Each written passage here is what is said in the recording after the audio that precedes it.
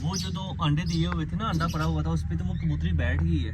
तो ये देखें, ये मैंने अभी देखा है, माशाल्लाह माशाल्लाह माशाल्लाह, हमारा एक और कबूतर का बच्चा निकल आया, ये बैठे हुआ है। वो उसकी माँ उधर जाके बैठ गई है।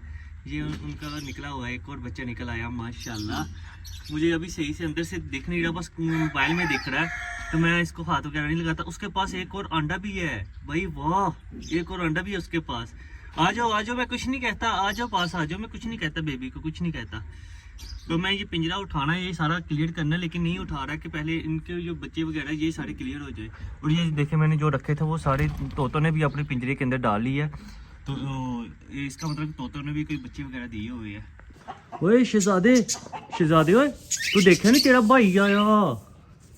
ओए तेरे छोटा भरा या भैन आई, तेनू नहीं पता है?